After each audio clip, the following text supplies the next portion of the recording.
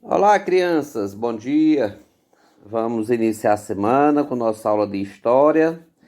A gente vai dar continuidade ao conteúdo sobre os princípios do respeito aos outros, né?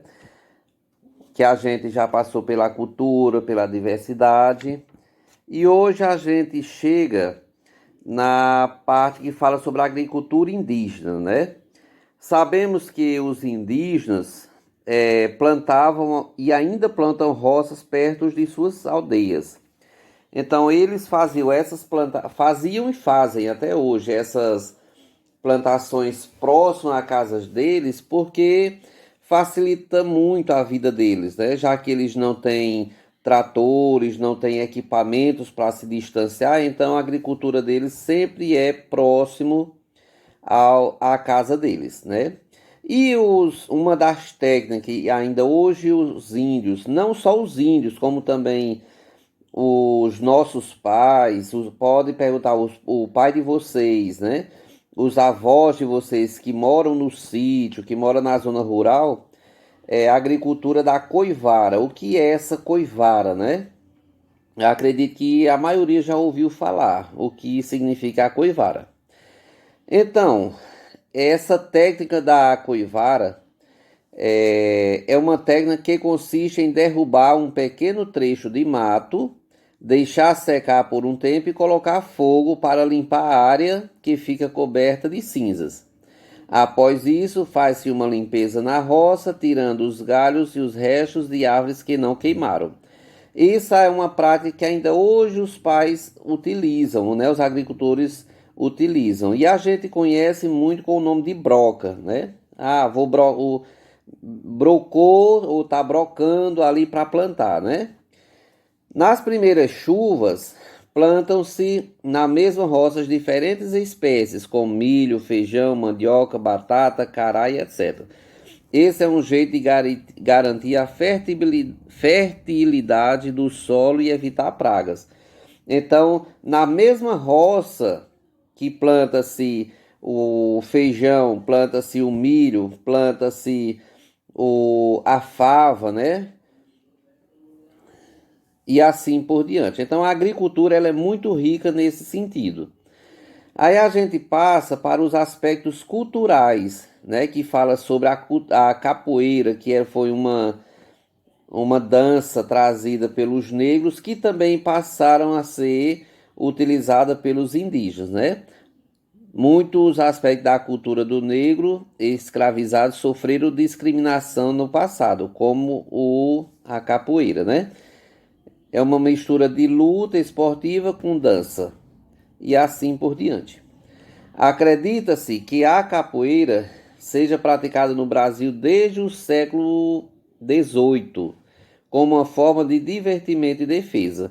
Então, os negros na senzala, eles praticavam essa dança, essa capoeira, tanto para se divertir, porque eles viviam trancados, sofrendo muito, né?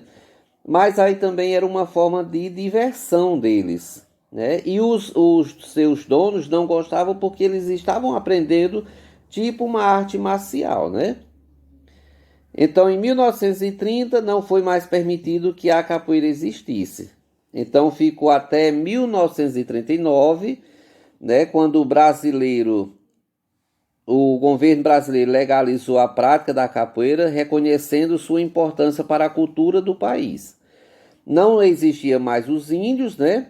Mas nem os negros escravizados. Então o governo decidiu legalizar a prática da capoeira. Mesmo assim, demorou muito tempo para que se fosse reconhecida como uma importante manifestação cultural brasileira. Então, apesar de tantos e tantos anos, desde a chegada dos negros ao Brasil, dos escravos, só em 1939 foi que foi legalizada definitiva a capoeira, né?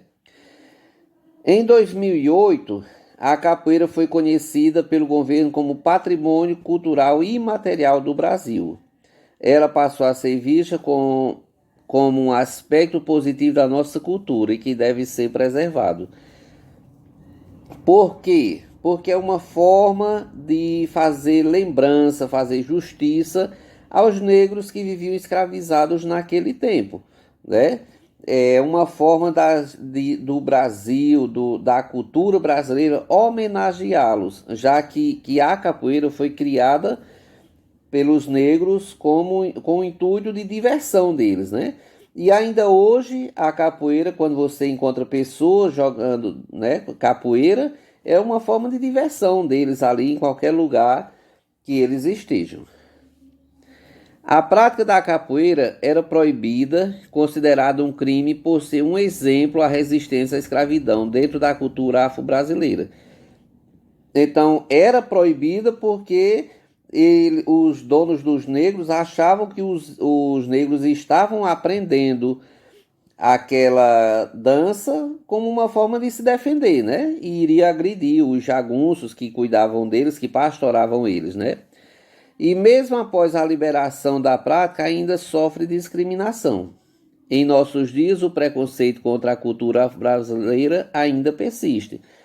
Muitas pessoas, quando vê uma turma de alunos, de pessoas ali jogando capoeira numa praça, chama de vagabundos, de desocupados, e isso sim é discriminação, tá certo? E a gente não pode fazer discriminação porque é uma cultura brasileira, tá certo? Atividade na página 67 a 69. Beijo.